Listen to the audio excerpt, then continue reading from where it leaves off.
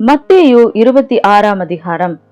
இயேசு இந்த வசனங்களை எல்லாம் சொல்லி முடித்த பின்பு அவர் தம்முடைய சீஷரை நோக்கி, 2 நாளைக்கு பின்பு பஸ்கா பண்டிகை வரும் என்று அறிவீர்கள். அப்பொழுது மனுஷகுமாரன் சிலுவையில் அறையப்படுவதற்கு ஒப்பு கொடுக்கப்படுவார் என்றார். அப்பொழுது பிரதான ஆசாரியரும் வேத பாரகரும் ஜனத்தின் மூப்பரும் காய்பா என்னப்பட்ட பிரதான ஆசாரியனுடைய அரண்மனையிலே கூடி வந்து இயேசுவை தந்திரமாய் பிடித்து கொலை செய்யும்படி ஆலோசனை பண்ணினார்கள்.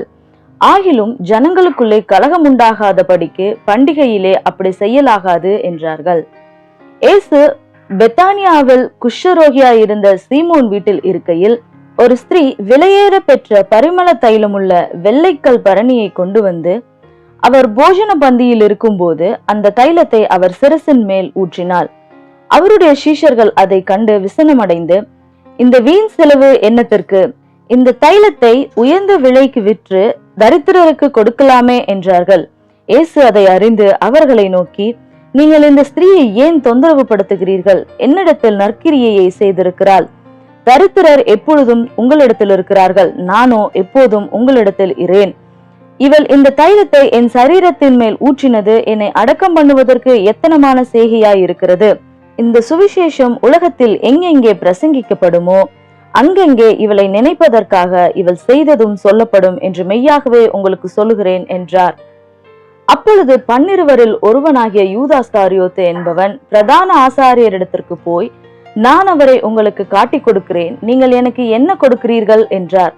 அவர்கள் அவனுக்கு 30 வெள்ளிக்காசை கொடுக்க உடன்பட்டார்கள். அது முதல் அவன் அவரை காட்டி கொடுப்பதற்கு சமயம் பார்த்து கொண்டிருந்தான்.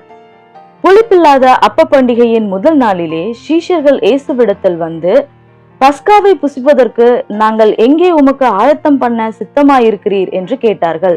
அதற்கு அவர், நீங்கள் நகரத்திலே இன்னானிடத்துக்கு போய், என் வேலை சமீபமாயிருக்கிறது, உன் வீட்டிலே என் சீஷரோட கூட பஸ்காவை ஆசரிப்பேன் என்று போதகர் சொல்லுகிறார் என்று அவனுக்கு சொல்லுங்கள் என்றார். இயேசு கற்பித்தபடி சீஷர்கள் போய் பஸ்காவை ஆயத்தம் பண்ணினார்கள். சாயங்காலமான போது 12 கூட அவர் பந்தியிருந்தார். அவர்கள் போஜனம் பண்ணுகையில் அவர், உங்களில் ஒருவன் என்னை காட்டி கொடுப்பான் என்று மெய்யாகவே உங்களுக்கு சொல்லுகிறேன் என்றார். அப்பொழுது அவர்கள் மிகவும் துக்கமடைந்து அவரை நோக்கி, ஆண்டவரே, நானோ என்று ஒவ்வொருவராய் கேட்க தொடங்கினார்கள். அவர் பிரதியுத்தரமாக, என்னோட கூட தாளத்தில் கையிடுகிறவனே என்னை காட்டி கொடுப்பான்.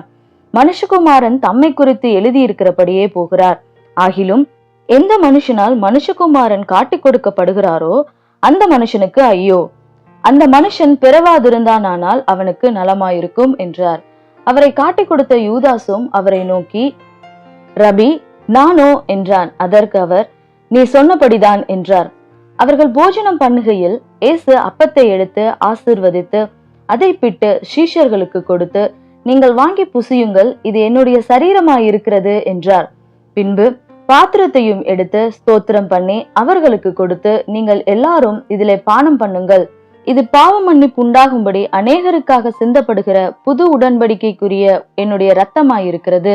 இது முதல் இந்த திராட்சைப்பழ ரசத்தை நவமானதாய் உங்களோட கூட என் பிதாவின் ராஜ்யத்திலே நான் பானம் பண்ணும் நாள் வரைக்கும் இதை பானம் பண்ணுவதில்லை என்று உங்களுக்கு சொல்லுகிறேன் என்றார். அவர்கள் ஸ்தோத்திர பாட்டை பாடின பின்பு ஒலிவ மலைக்கு புறப்பட்டு போனார்கள். அப்பொழுது இயேசு அவர்களை நோக்கி, மேய்ப்பனை வெட்டுவேன், மந்தையின் ஆடுகள் சிதறடிக்கப்படும் என்று எழுதியிருக்கிறபடி இந்த ராத்திரியிலே நீங்கள் எல்லாரும் என் நிமித்தம் இடறல் அடைவீர்கள். ஆகிலும் நான் உயிர்த்தெழுந்த பின்பு உங்களுக்கு முன்னே கலிலேயாவுக்கு போவேன் என்றார். பேதுரு அவருக்கு பிரதியுத்தரமாக, உமது நிமித்தம் எல்லாரும் இடறல் அடைந்தாலும் நான் ஒரு காலம் இடறல் அடையேன் என்றான். இயேசு அவனை நோக்கி, இந்த ராத்திரியிலே சேவல் கூவுவதற்கு முன்னே நீ என்னை 3 தரம் மறுதலிப்பாய் என்று மெய்யாகவே உனக்கு சொல்லுகிறேன் என்றார். அதற்கு பேதுரு, நான் உம்மோடே மரிக்க வேண்டியதாயிருந்தாலும் உம்மை மறுதலிக்க மாட்டேன் என்றான். சீஷர்கள் எல்லாரும் அப்படியே சொன்னார்கள்.